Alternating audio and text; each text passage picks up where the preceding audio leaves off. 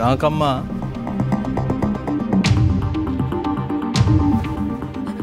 তুমি যদি এখানে হাঁ করে দাঁড়িয়ে আমাদের কথা শোনো তাহলে তুমি রেডি হবে কখন?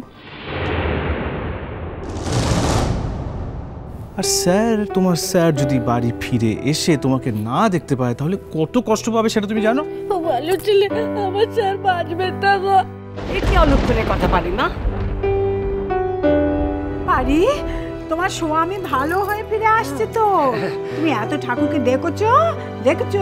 ঠাকুর তোমার কথা শুনেছে, দেখেছো? আমি তোমাকে আজকে তৈরি করে দিয়ে এসো। বড় বৌদি তো বাড়ি নেই, তাড়াতাড়ি চলো, যেতে হবে তো। এসো এসো এসো। আচ্ছা জুডো, ডাক্তার ঠিক কি কি বলেছেন?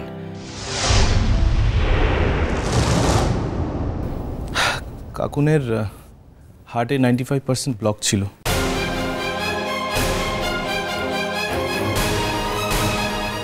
একটা বড় অপারেশন করতে হয়েছে, মানে বাইপাস সার্জারি।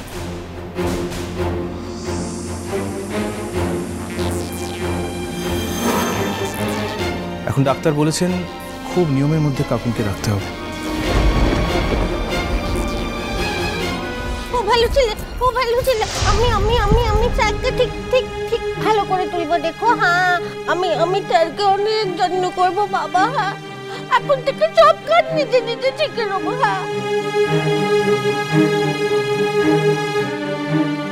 সব কাজ ও শোনা মা, ও মেজো আমাকে রান্না বান্না সব শিখিয়ে দেবে। হ্যাঁ, আমি সব কাজ দিতে শিখে নেবো, সব করবো।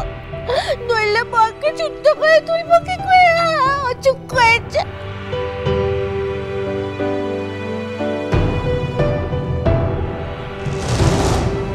ঠাকুর আমার হাতটা পাকা দিয়েছে। ও ঠাকুর বাড়ি বাবা, একটু আমার কথা শোনো না, আমার হাতটা ঠিক করে দাও না, নইলে আমার অচুক বাবাকে কি করে ঠিক করবো? বাড়ি এবার কিন্তু দেরি হয়ে যাচ্ছে। হ্যাঁ, এসো। ঠিক হয়েছে, বেশ হয়েছে। বড় বড় কথা এবার ঘুচে যাবে চিরকালের মতো। জুডো, কি একখানা খবর নিয়ে আসলে বলো তো জুডো? কি বলছো তুমি এসব? আমি কথাটা শোনার পর থেকে সিঁড়িতে দাঁড়িয়ে শুনছিলাম, বাকিটা আমি নড়তে পারছিলাম না। ছি, অমর্ত্য আঙ্কেলের মতো একটা সুস্থ মানুষের এত বড় একটা দুর্ঘটনা। রাঙা পিসি যাই বলুক আর যাই করুক না কেন, একটা বেচারি বই তো আর কিচ্ছু নয়। যদি বুদ্ধি শুদ্ধি থাকতো তাহলে কি আর এই কথাগুলো বলতো বলো? নিজের হাজবেন্ডের যে এত বড় একটা ক্রাইসিস সেটা তো বুঝতেই পারছে না। কি বড় ব্যাপার তুমি বলো, এটা তো একটা জীবন মরণের সমস্যা। 95% ব্লক নিয়ে মানুষ কি বেশি দিন বাঁচে?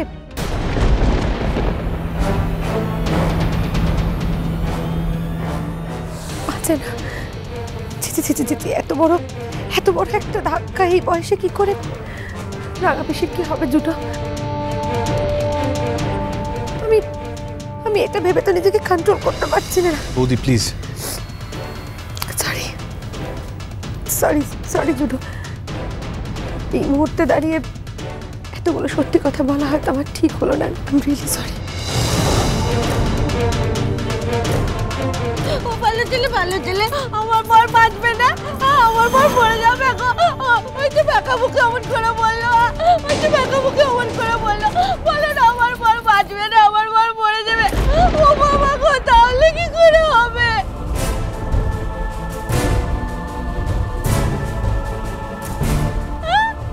আমারই তো তার আগে দপ্পর করে মরে যাওয়ার কথা।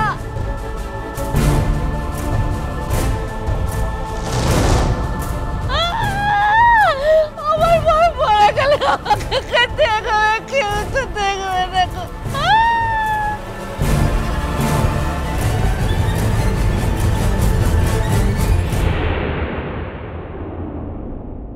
বোঝ এবার কত ধানে কত চাল। বর পটল তুললে তো সেই আমাদের ঘরে এসেই পড়তে হবে তোকে। আর তোর বাপ মাও চিরকাল থাকবে না। তোর পীড়িতের কাজল রানীকেও দূর করে দিয়েছি।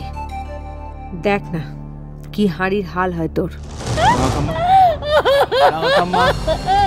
কেন কাঁদছো বলো? বোকার মতো এরকমভাবে কেন কাঁদছো তুমি? কে ডাক্তার? আমি না উনি? কে ডাক্তার বলো? আমি কি তোমায় কিছু বলেছি? আমি তো কিছু বলিনি। তাহলে একদম কাঁদবে না, একদম কাঁদবে না। তাড়াতাড়ি ওনাকে একটু রেডি করে দিতে হবে। তুমি তাড়াতাড়ি রেডি হয়ে নাও। আর আপনারা যারা যারা যাবেন একটু তাড়াতাড়ি রেডি হয়ে নিন, সময় নষ্ট করা যাবে না। রেডি হয়ে নাও তুমি, চলো।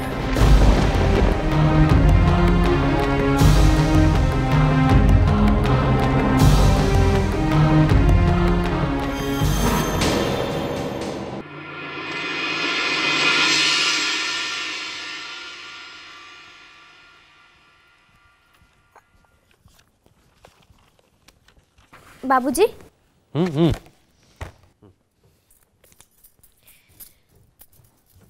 ଏତେ ଦିନ ମୁଁ ତମର ସବୁ କଥା ଶୁଣିଛି, କିନ୍ତୁ ବାବୁଜୀ ଏବେ তোমাদেরকে মোর সব কথা শুনতে হবে। হ্যাঁ, সকালে সকালে উঠি মহারানীর যত বায়নাক্কা শুরু হয়ে গেলা। কো কি কথা শুনতে হবে? কো এই যে মহারানী, গোটে দিন হয়ে গেল আমরা ফিরে এসেছি, তবে কিন্তু এখনো নাচের প্র্যাকটিস শুরু করনি। সে কথা মনে হচ্ছে নাকি একবার ফার্স্ট হয়ে এই নাচের কথা ভুলে গেছো? ভেবেছো এতেই হয়ে যাবি কি? মু কিচ্ছু ভুলিনি বাবুজি, আর এমন কিছু দিন হয়নি যে আমরা এপটে এসেছি। মাত্র 2 দিন হয়েছে আমরা এখানে এসেছি,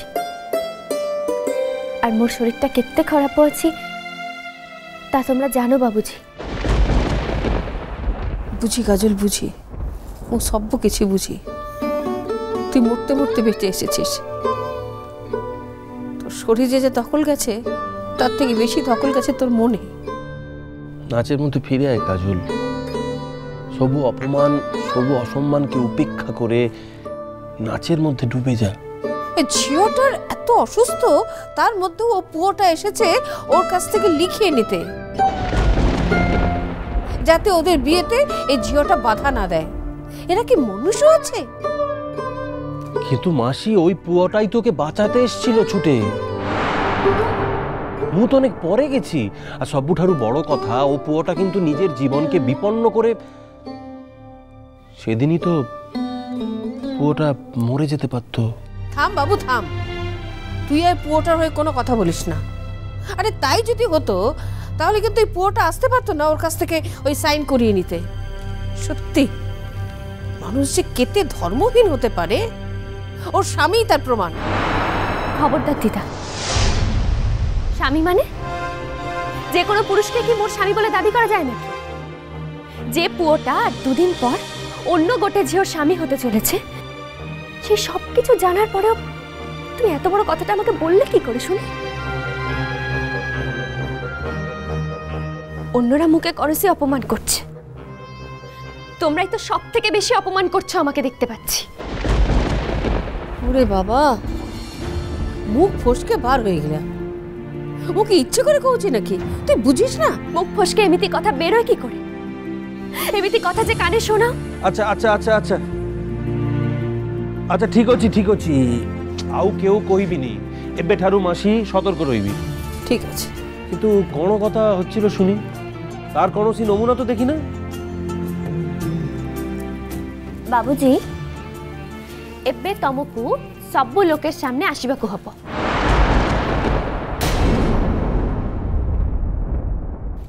পারি। উনি যখন বলছেন চুপ করে দাঁড়াতে, দাঁড়াও না।